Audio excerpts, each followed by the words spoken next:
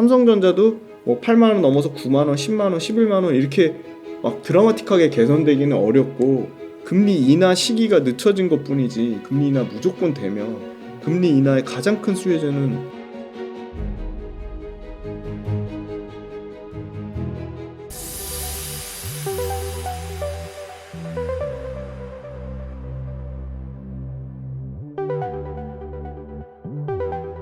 와, 어제 또 보니까 엔비디아 주가 많이 오르더라고요. 네네네. 그래서 이게 반도체가 여전히 좋은 건지 네. 또 삼성전자랑 SK하이닉스도 흐름이 나빠 보이진 않아서 네네. 반도체는 좀 어떻게 보고 계세요? 그 주가 빠졌을 때 얼마나 빨리 회복되냐 그게 네. 진짜 센 섹터거든요. 진짜 빨리 회복이 되긴 되더라고. 아, 많이 어떤 악재가 있어서 빠질 때 얼마나 빠르게 올라오냐 봤을 때 지금 반도체는 빠지면 살려는 수요가 있으니까 급하게 또 올라오거든요. 그러니까 곰곰이 생각해 보시면 아까 삼성전자 6조 4천억 샀는데 7만 원 중반부터 8만 원 중반까지 산 거예요. 그러면 얘네들이 8만 원 초반 평단가를 갖고 6조 이상을 샀다는 얘기는 그럼 그 이상을 보고 사지 않았을까? 그렇죠. 얘네가 한 8만 천 원에 30% 사서 같은데. 8만 2천 원에 팔려고 사진 않을 거 아니에요. 그렇겠네요. 그러면 10만 전자 얘기가 나오는 게 맞는 건데 반도체 회사들 전반적으로 와 평균 수익률 내보니까 14%가 넘더라고요. 전체 평균. 전체 평균. 예. 200% 300% 넘는 종목들 수두룩하고요. 뭐 지금 현재 압도적인 주도주라 볼 수 있을 것 같고 2030년까지 글로벌 AI 시장이 20조 달러 돌파할 것 같고요. 그러면 20조 달러면 1,300원 곱하면 얼마죠? 2,600조죠. 그리고 반도체 시장 글로벌 반도체 시장은 1조 달러니까 한 1,300조 시장. 엄청나게 큰 시장이고 일단은 기본적으로 AI 서버가 일반 서버에서 차지하는 비중 자체가 10% 언더였는데 5년 안에 30% 이상까지 확대된다는 거. 결국은 다 데이터잖아요. 빅데이터잖아요. AI 돌리려면 기본 원소스는 빅데이터인데 빅데이터 뭘로 돌려요? 클라우드 센터에 있는 데이터 센터에 클라우드로 돌리는 거잖아요. 그러면 결국 클라우드 서버가 얼마나 커지는데 5년 안에 30% 이상 커진다는 거니까 3배 이상 늘어나는 거고 자체 개발한다는 이 CSP라고 하는 이 클라우드 서버에 있는 업체들이 AI 칩 성능이 생각보다 엔비디아만큼 안 올라오는 거예요. 빅테크도 자꾸 자체 개발한다고 하는데 빅테크가 칩을 개발했어요? 그러면 그걸 어디서 만들어주죠? TSMC 아니면 삼성 파운드리 아니면 인텔. 근데 TSMC는 지금 너무 지금 목에 찼어요. 얼마 전에 TSMC가 미국에서 지금 거의 엄청나게 또 세제 혜택 받았어요 또. 그러니까 초집중하겠죠 아마 엔비디아하고 애플에. 그러면 마이크로소프트, 메타, 아마존, 구글 이런 데 진짜 지금 짜증나는 상황이에요 지금. 그래서 저는 계속 삼성 파운드리나 인텔 파운드리에 기회가 있다고 보는 게 이런 회사들이 엔비디아 물량하고 애플 물량을 쳐내기에도 벅찬 TSMC 물량을 받을 확률이 높은 거죠. 네. 그래서 AI 관련된 엔비디아 칩 더 선호 현상은 진행 중인데 그 틈새 시장을 노리는 기업들한테 일부 수혜가 더 갈 거라고 보고 있고 HBM 수요는 계속 상향 조정되고 있죠. HBM 수요는 계속 상향 조정되고 있는데 최소한 HBM 자체가 독점 공급 계약이 앞으로 언제 깨질 거냐가 중요한 건데 일단 올해는 삼성전자가 하이닉스 그걸 깨기는 어려울 것 같고 내년쯤에는 진짜 피 튀기는 싸움이 될 것 같고 마이크론도 경쟁사긴 한데 마이크론도 그렇게 뭐 의미 있게 드라마틱하게 개선되는 수주 물량을 받는다든지 아니면 뭐 가동률이 엄청 좋아진다든지 그런 부분이 하이닉스만큼 안 나오고 있고 하이닉스는 선수금을 받아 엔비디아의 선수금 받아서 그 선수금 받은 걸로 공장을 돌리거든요. 그래서 그 광노정 사장이 우린 1년치 물량 이미 끝났고 내년 거 보고 있다고 얘기할 정도로 매출이나 이익에 대한 자신감을 갖고 있는 거고 저는 이제 반도체가 AI 반도체만 있는 거 아니니까 전체 반도체 시장으로 온기가 퍼져야 되잖아요. 그 중요한 게 일단 수출 실적에서 1월달, 2월달, 3월달에 계속 역대 최대 수출 실적을 기록했거든요. 2월달에 99억 달러 기록한 것도 최대였는데 114억으로 거기서 30% 이상 또 늘어났고 그리고 봤더니 기존에 그냥 나빴던 일반 메모리 반도체하고 그 낸드 쪽이 회복이 되기 시작했거든요. 그 낸드는 계속 적자였는데 일단 출하량이 20% 이상 늘어나고 올해 낸드 관련된 회사가 대거 하반기 안으로는 다 흑자 전환할 것으로 보이고요. 디램은 평균 단가 일단 낸드도 일단 가격이 기본적으로 분기 대비 한 20% 이상 커지는 가격이 올라가는 구조고요. 디램은 이미 계속 전 분기 대비 두 자릿수 계속 성장했는데 올해 같은 경우도 20% 넘게 성장을 하고요. 그러면 디램 중에 일반 디램 말고 서버에 들어가는 디램이 중요한데 왜냐면 서버가 다 데이터 센터니까 서버 디램 같은 경우는 많이 팔면 많이 팔수록 무조건 유리한 게 서버 디램이 평균 판가가 지금 일반 디램보다 지금 3배 넘게 가격이 뛰었어요. 지금. 그럼 전체 디램 가격은 얼마 떴냐? 전체 디램 가격도 평균 20% 정도 상승이 나왔고요. 상승세에서 빠지지 않고 계속 좀 유지가 되고 있는 거죠. 근데 그거는 감산한 영향도 크거든요. 삼성전자도 감산했잖아요. 결국 하이닉스도 감산하고. 네. 근데 그 두 가지 생각해 보셔야 되는데 감산을 지금 끝내려고 하고 있거든요. 그러면 이 가격이 급격하게 늘어난 게 유지가 될 거냐는 거고요. 근데 반대로 감산을 안 한다는 거는 그만큼 수요가 있으니까 감산을 안 하겠죠. 물건을 빨리 쳐내라고 하니까. 그러면 수요에 대한 효과가 클까? 아니면 가격 올라가는 효과가 클까? 보면 결국은 이 뒤에 AI 수요라는 뒷배경을 갖고 있는 수요에 대한 모멘텀이 더 크지 않을까. 그래서 물량이 크게 줄어들지 않으면은 이 물량 늘어난 걸로 또 영업 마진이 좋아지는 효과도 있거든요. 네. 그래서 지금 Q를 가장 기대를 하고 있고 AI 서버 관련돼서 엔비디아, TSMC, 하이닉스 요 세 개가 같이 핵심 공급망 역할을 지금 하고 있거든요. 그래서 하이닉스가 엔비디아 수혜도 받고 TSMC 수혜도 받으면서 계속 주가가 퍼포먼스가 좋았는데 저는 일반 서버나 일반 디램이나 일반 낸드에서 좋아지면 삼성전자랑 하이닉스의 밸류에이션 차이 난 거는 계속 줄어들 거다. 그래서 반도체 안 좋아하지만 하이닉스보다는 삼성전자가 훨씬 부담이 없는 수준이고 삼성전자는 반도체가 차지하는 비중이 30%밖에 안 되기 때문에 온전히 반도체 수혜를 못 받았는데 휴대폰이 지금 잘 되고 있어요. 갤럭시 S24가 얼마나 잘 팔렸냐면요. 같은 기간 안에 S23, 23보다 같은 기간 안에 23%가 더 팔렸어요. 그러니까 벌써 이미 123만 대를 돌파했대요. 네. 그러니까 역대 가장 빠르게 돌파한 게 S7인가 S6인데 그거 비슷한 수준이래. 거의 그 정도. 역대 최고 수준 단기간에 많이 판 거 수준이니까 휴대폰이 조금만 선방을 하면요. 휴대폰이 차지하는 그 모바일 네트워크 하거든요. MX 사업부. 이게 매출 이익에서 차지하는 비중이 40%예요. 반도체 30%인데 비중이 더 크잖아요. 와.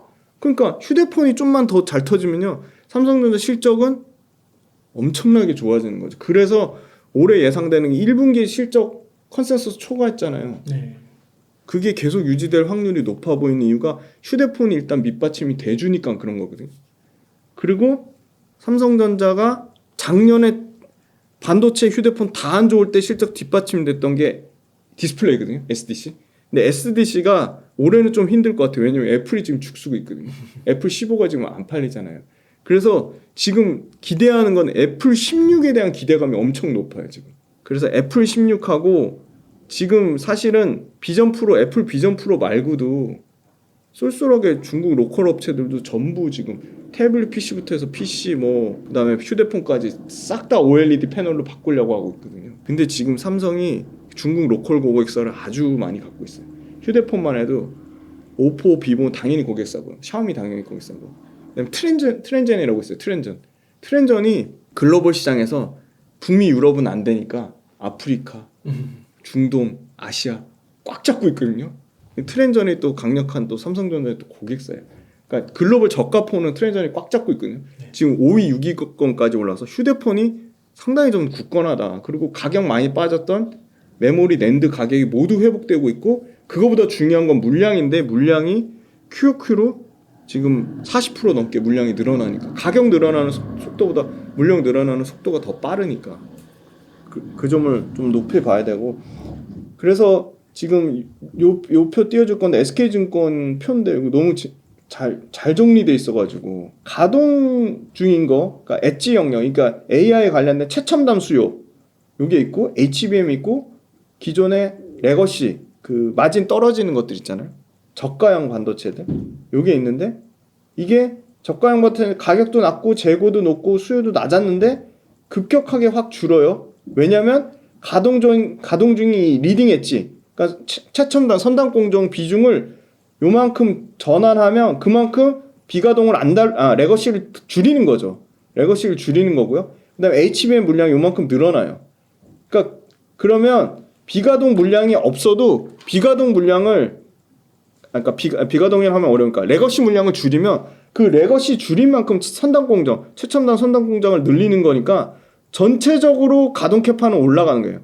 그러니까 레거시가 줄인 만큼 그 부분을 전환해서 물론 캐파 로스도 있어요. 전환 손실도 있는데 그거 전환 손실 생기는 것보다 이 레거시를 최첨단 엣지 영역으로 돌려가지고 가동률이 올라가는 거죠. 거기에 조금만 HBM 수요만 여기 뒷받침돼주면 엄청나게 이 전체 가동률이 올라가는 거고, 두 번째는 이 리딩 엣지가 늘어나니까 가격이 비싸지는 거죠. 이 HBM이 아니더라도 일반 D램보다 높은 3배 가격을 받는 서버 D램도 다 리딩 엣지 영역이거든요. 서버 D램 쪽이 가동률이 올라가면 전체 가동률이 올라가는 이런 그 영역이라고 보고 있고요. 삼성전자 하이닉스 중에는 하이닉스는 계속 고점에 대한 부담을 갖는 거고, 삼성전자는 8만 원 초반대부터 외국인이 6조 넘게 샀다는 거는 그 이상을 보는 건데, 결국은 다 좋아져야 돼요. 삼성전자는 그 아까 말씀드린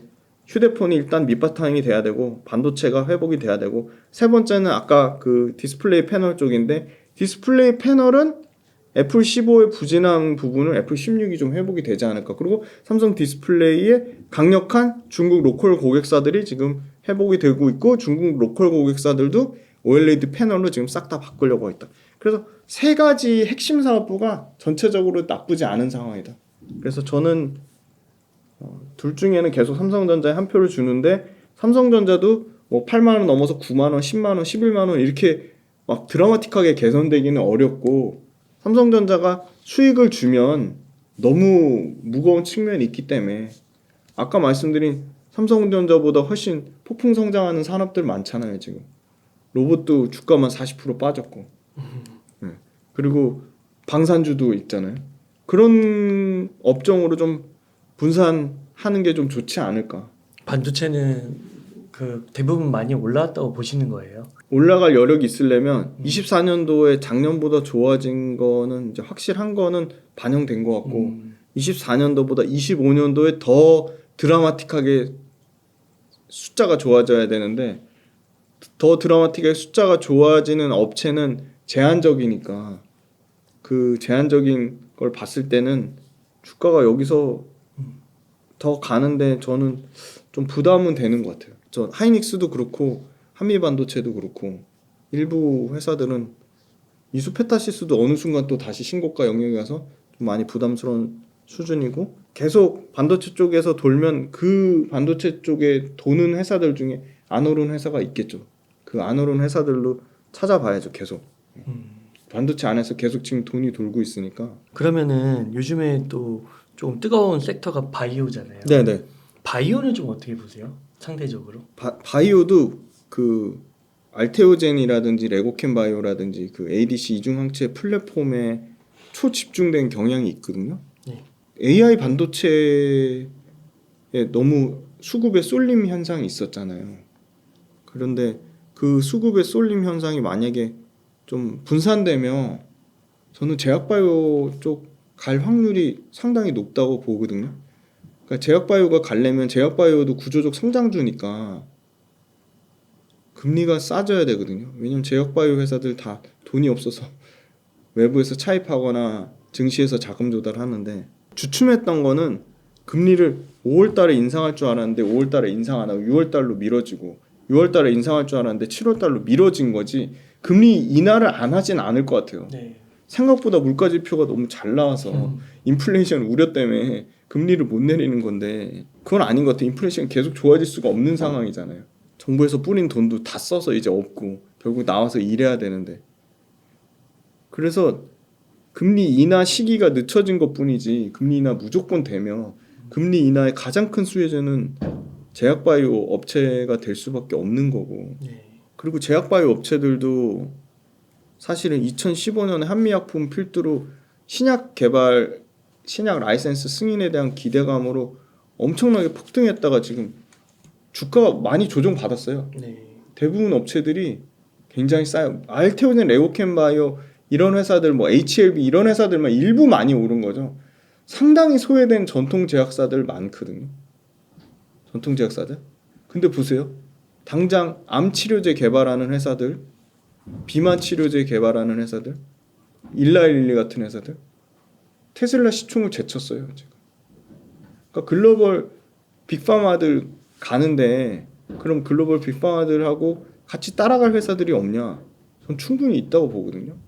한미약품 같은 거는 비만 치료제 개발에 진심인 회사예요. 실제 기술력도 갖고 있고 최근에는 OCI랑 뭐 딸하고 아들하고 그 경영권 분쟁하느라고 말이 많아서 그렇지 비만 치료제 그 딸이 그 임성기 회장님 딸이 이 비만 치료제 전문 TF팀 만들어서 이걸 우리 최고의 성장 동력으로 육성해라 할 정도로 비만 치료제 진심인 회사고 그동안 엄청나게 많은 레퍼런스를 갖고 있고 그리고 항암 치료제 관련돼서 이제 임상 3상이면 끝나는 거잖아요. 임상 3상 대기하고 있는 게 지금 유한양이거든요. 그리고 대웅제약 같은 회사는 전문의약품이랑 지금 소리 소문 없이 신고가 가는 영역에 있는 회사가 휴젤이거든요. 휴젤, 대웅제약, 메디톡스 3인방이거든요. 대웅제약이 이 보톡스 관련해서 필러 관련해서 가장 먼저 미국에 진출해서 승인 받아서 미국에서 잘 팔고 있거든요. 휴젤이 드디어 이제 승인 받았고. 그러니까 전문 의약품하고 일반 의약품 둘 다 잘하는데 전문 의약품, 일반 의약품으로 안정적인 캐시카우를 확보하면서 신규 성장 동력으로 항암제를 개발한다든지 아니면 전혀 이 의학하고 무관한 화장품 업계에 진출한다든지 이렇게 돼 있는 회사들이 상당히 되게 많거든요. 뭐 대표적으로 HK 이노엔이라는 회사가 있는데 이런 회사는 그 숙취해소제 있잖아요. 헛개수. 그걸로 유명한 회사인데 그거보다 그 위식도 역류질환 치료제라고 전체 글로벌 인구의 10분의 1은 다 위식도 역류질환을 안고 있대요. 근데 그거를 제형을 바꿨어요. PCAB 제제라고. 이제 막 바뀌기 시작한 거예요. 그래서 글로벌로 엄청나게 지금 그 위식도 역류질환 치료제 K캡이 연에 이제 1,500억씩 팔기는 글로벌로. 근데 이 회사는 기본적으로 전문의약품하고 아까 말씀드린 뭐 헛개수 같은 그 숙취해소제 이런 게 캐시카우로 있으면서 위식도 역류질환 치료제라는 새로운 모멘텀이 생긴 거죠. 그거를 글로벌로 잘 팔고 있는 거죠.